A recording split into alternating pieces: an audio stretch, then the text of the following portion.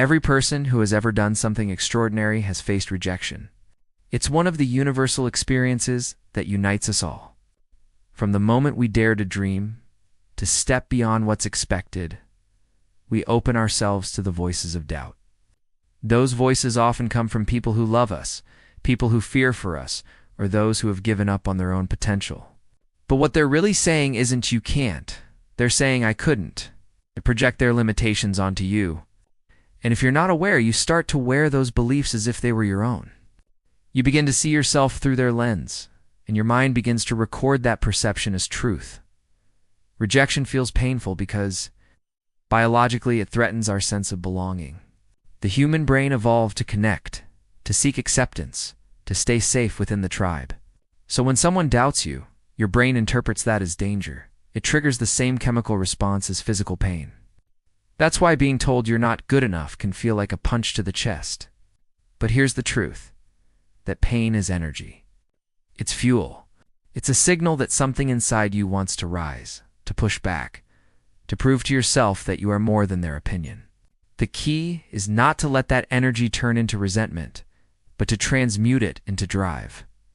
When you experience rejection, your brain releases cortisol, the stress hormone. It's the body's way of alerting you that something isn't right. But when you understand this process, you can interrupt it. You can shift your internal chemistry. Instead of allowing cortisol to dominate your system, you can activate dopamine and serotonin, the chemicals of curiosity and confidence. How? By changing your focus. By asking empowering questions like, what can I learn from this?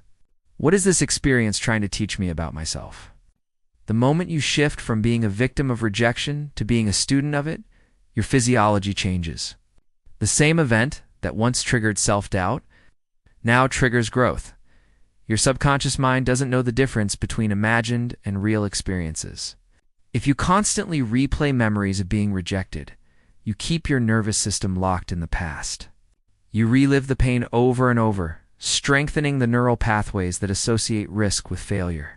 But when you reframe that memory, when you see that rejection as the moment that redirected you towards something better, you begin to form new neural connections.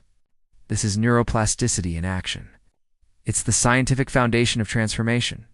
The more you reinforce this new interpretation, the weaker the old pattern becomes. Think about this. Every successful individual has a story of rejection. Authors whose manuscripts were refused dozens of times before they became bestsellers. Entrepreneurs who failed so often they lost count before their breakthrough. Artists who were laughed at before the world praised them. They didn't see rejection as the end. They saw it as a mirror reflecting where they needed to evolve. They understood that rejection was not a stop sign. It was a compass pointing them in a new direction. It forced them to go inward, to refine their vision, strengthen their belief until it became unshakable. When you reframe rejection, you reclaim your power. The same people who told you that you couldn't will one day ask you how you did it. But here's the deeper truth. Proving them wrong isn't the ultimate goal. The real transformation happens when you no longer feel the need to. Because by that point, you've already transcended their limitations. You've turned your pain into power, your wounds into wisdom. You've taught your brain to find purpose in the very experiences that once broke you. The next time you're rejected by a person, a company, an opportunity, pause. Don't react. Observe. Notice the sensations in your body, the thoughts in your mind. Then consciously choose to interpret the experience differently. Tell yourself, this isn't happening to me. It's happening for me. When you adopt that mindset, your energy changes. You stop radiating desperation and start radiating purpose. You become magnetic to new opportunities because your vibration aligns with strength. It's not scarcity.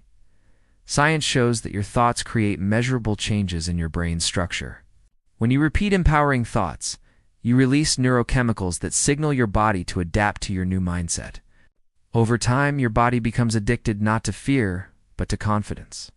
Your identity evolves from being someone who feels powerless after rejection to someone who thrives because of it. You begin to crave challenges because you've learned that each obstacle is a catalyst for expansion in life. Rejection is inevitable. Your entire reality is built on the foundation of what you believe to be true about yourself.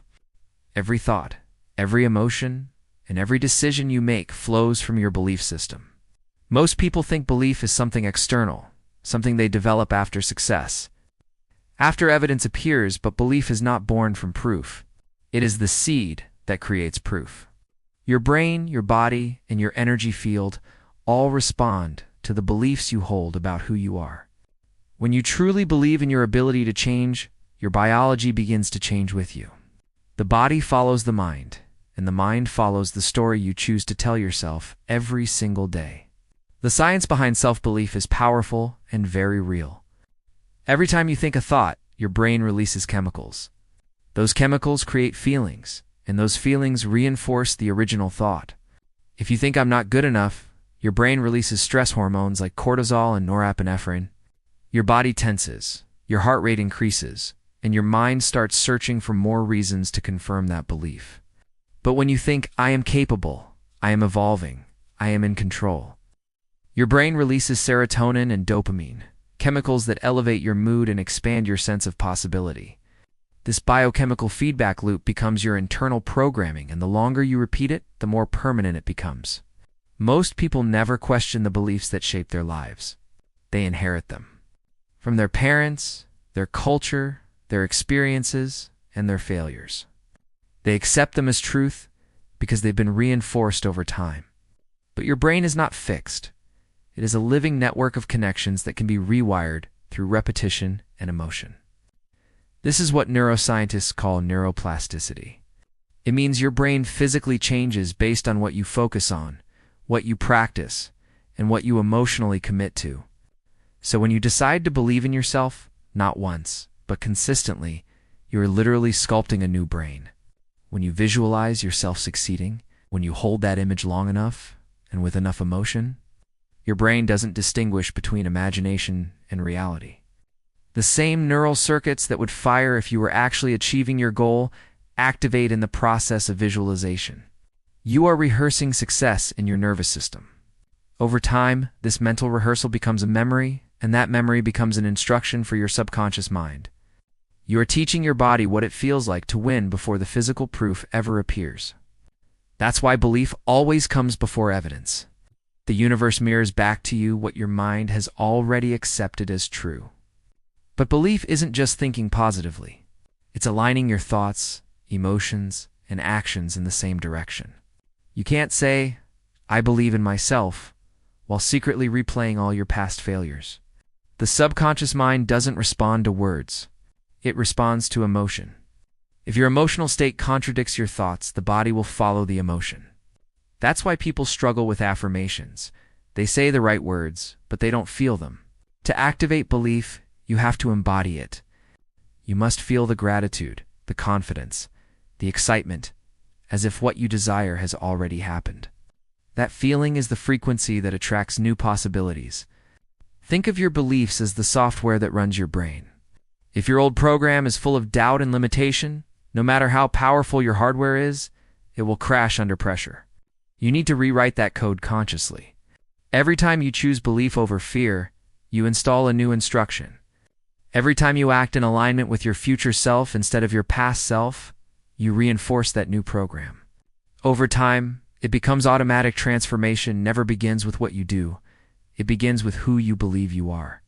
Every action you take, every decision you make, and every habit you repeat flows from the identity you hold deep within your subconscious mind. You can change your goals, you can change your plans, you can even change your environment. But until you change your identity, you will always return to the same patterns. Because your identity is the blueprint of your behavior. It's the invisible script your brain follows when it's on autopilot. And for most people, that script was written by someone else, by their parents, their teachers, their failures, their heartbreaks, and their fears. The process of proving everyone wrong is not about working harder in the same identity. It's about shedding the identity that was built from doubt and replacing it with one built on purpose, vision, and truth. Your identity is a collection of stories you've told yourself about who you are. I'm not good with people. I always mess things up. Can't change. These aren't facts. They are neurological imprints formed through repetition and emotion. Every time you repeat them, You strengthen the neural circuits that keep that version of you alive. The brain's job is to maintain consistency. It wants your outer actions to match your inner identity. There comes a point in every person's journey where growth demands transformation so deep that even you don't recognize the person you once were. To truly prove everyone wrong, you cannot simply improve. You must evolve. You must become unrecognizable. Not because you've changed for others, but because you've outgrown every version of yourself that was shaped by limitation, fear, or doubt. Becoming unrecognizable is not about arrogance or defiance. It is about liberation. It is the art of stepping into the version of yourself that no longer needs permission to exist. The moment you decide to change, your mind begins a battle between who you are and who you're meant to become. The old identity clings to comfort, routine, and familiarity. It wants to keep you small because small feels safe. The new identity demands growth, discomfort, and uncertainty. Asks you to walk into the unknown without proof, without reassurance, without a guarantee that it will work. But the unknown is where every miracle lives. It's where new possibilities wait for the brave. The art of becoming unrecognizable is the process of choosing the unknown, again and again, until your old self has no power left. Becoming unrecognizable starts with your inner world.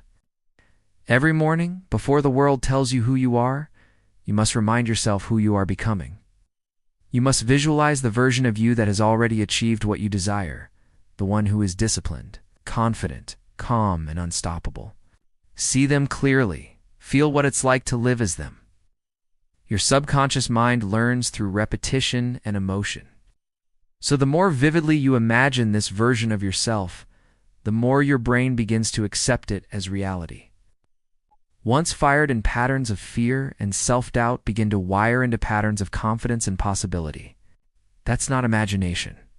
That's neurobiology. As you do this work, something powerful happens. Your energy begins to change. People start noticing it before you do.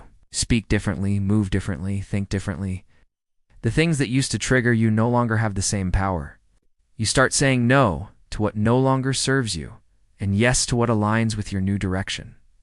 Your environment begins to shift because the frequency you radiate no longer matches the one you used to live in.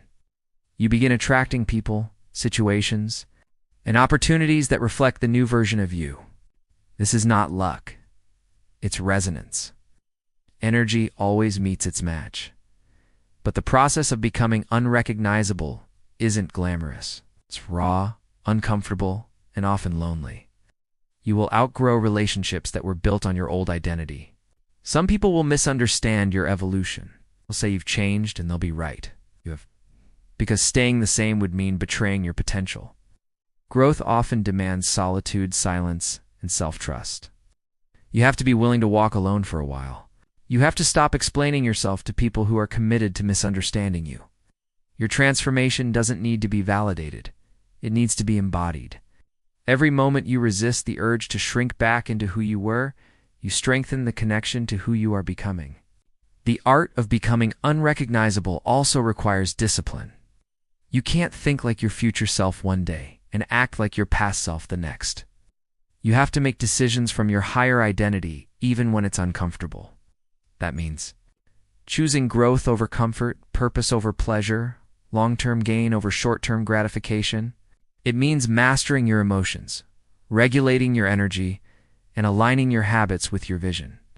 Your habits are the rituals that shape your identity. Every time you wake up early when you don't want to, every time you follow through on your word, every time you push past resistance, you are voting for your new self. Transformation is not built on one grand act. It's built on 1,000 small, consistent choices. And as your actions align with your vision, begin to notice something profound. The gap between who you are and who you want to be begins to close. You no longer have to force success. It starts flowing naturally because your frequency now matches the reality you desire. You don't chase, you attract.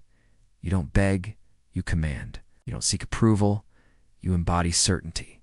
The old version of you fades quietly into memory, not because you rejected them, but because you integrated their lessons and moved forward. That's the essence of transformation, to evolve so completely that your past self becomes a chapter, not a cage. To become unrecognizable is to live in alignment with the highest truth of who you are. It means refusing to let your past define your potential. It means showing up as the person who already proved everyone wrong, not to them, but to yourself. It's the moment when you no longer perform confidence, you are confidence. When you no longer visualize success, you live it. When you no longer seek change, you have become the change itself. The art of becoming unrecognizable is not about seeking validation or revenge. It's about remembering that you were never small. You were just living beneath your potential until you finally decided to rise.